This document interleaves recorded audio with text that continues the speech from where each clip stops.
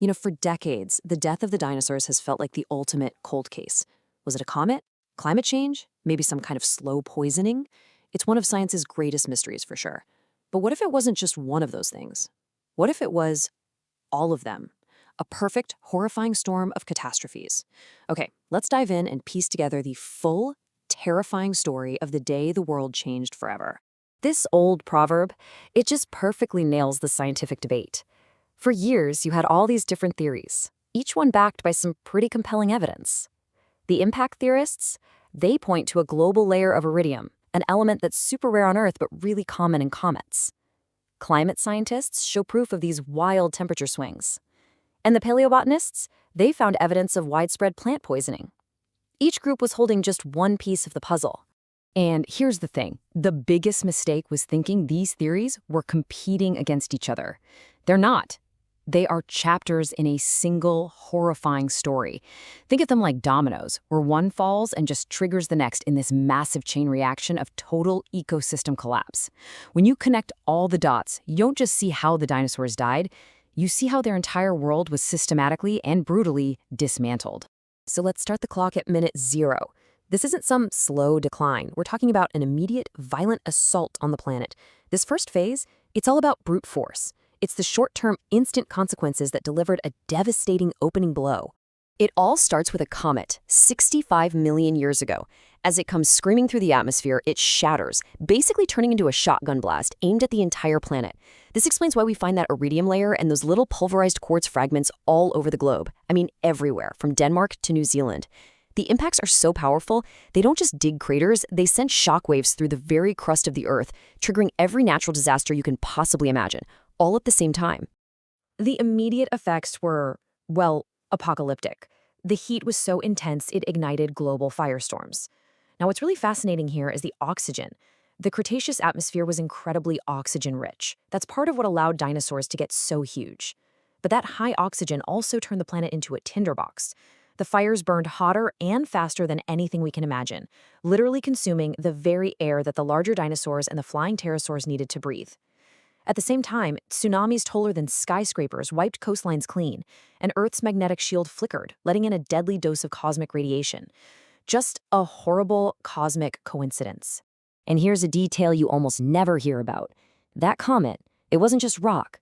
It was packed with ice and soil. As it shattered, it didn't just rain fire, it rained these enormous slurries of ice and mud. Just imagine that, literal ice-snow mudslides falling out of the sky. This bizarre phenomenon actually flash froze tropical and temperate life, which helps explain why we sometimes find these strange fossils of warm weather creatures in cold regions. It was this surreal freezing killer in the middle of a global inferno. So, after the fire comes the cold. The initial shock is over, but now the planet settles into this long, chronic sickness. Phase 2 isn't about instant death, it's about a slow, grinding collapse that poisons the world from the ground up. Think of it like this. The planet's thermostat was just completely shattered. For the first few days and weeks, it was a furnace. But then, all the soot, dust, and debris that got blasted into the atmosphere created this thick, dark blanket, completely blocking out the sun.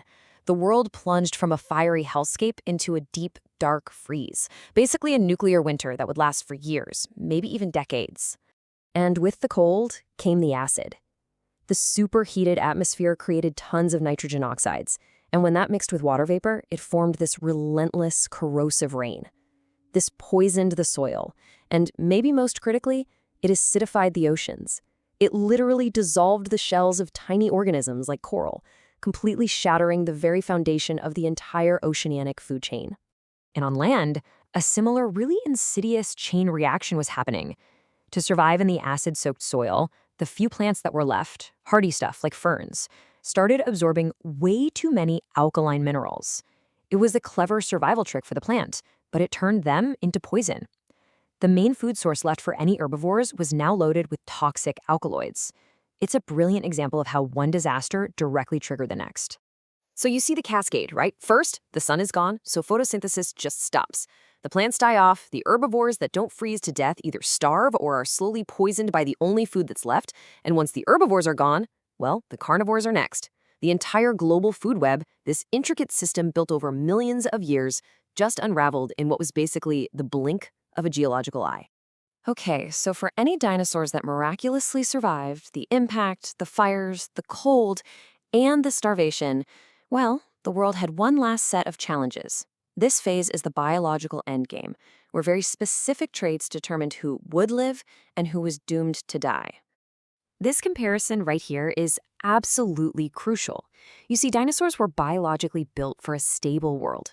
They were mostly cold-blooded, so they just couldn't cope with those wild temperature swings. They couldn't even sweat to cool down in the initial heat wave. Mammals, on the other hand, our distant ancestors, had fur and fat for the cold, sweat glands for the heat, and, most importantly, they gave live birth, protecting their young inside their bodies. For the dinosaurs, reproduction just became impossible. The environmental stress, the acid rain, it caused their eggshells to thin out and break. Their nests were completely exposed to the harsh new world. And here's a truly devastating thought. For a lot of reptiles, the temperature of the nest actually determines the sex of the babies. That prolonged many ice age could have meant that for an entire generation, only one sex hatched. It doesn't matter how many survivors you have if they're all male or all female. The species is finished. But even with all of this, some dinosaurs, weakened and sterile as they were, still clung to life. So, what delivered the final, inescapable blow to these last survivors? Disease. Just think about it. A planet littered with billions of unburied corpses, all just rotting in this damp, cold environment. It was the perfect breeding ground for bacteria and viruses. A global plague swept across the planet, finishing off the last, genetically stressed populations that had no immunity and absolutely no strength left to fight. This was the final, and probably mercifully quick, end to their long suffering.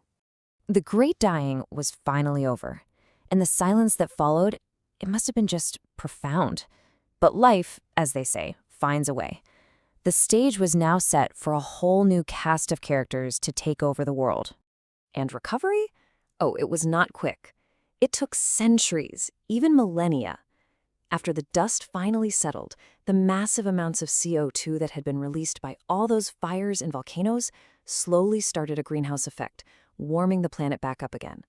A new, very different world began to emerge from the ashes of the old one. So who made it through? The small, the hardy, and the hidden. Small mammals that could burrow underground to escape the temperature swings. Deep-sea creatures that were insulated from all the chaos on the surface. And tough old reptiles like crocodiles and turtles whose slow metabolism and incredible resilience saw them through.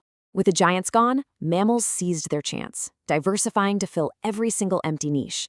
And, of course, one group of dinosaurs did survive. They evolved, they grew feathers, and they took to the skies as birds. So, in the end, it wasn't one thing. As the source material puts it so powerfully, this was a combined assault. It was like a nuclear weapon with the impact, a weather weapon with the climate collapse, a biochemical weapon with the acid rain and poison, and a genetic weapon that completely destroyed their ability to reproduce. The dinosaurs' extinction made our world possible. Their catastrophe was our opportunity, and it really illustrates a fundamental rule of life on this planet.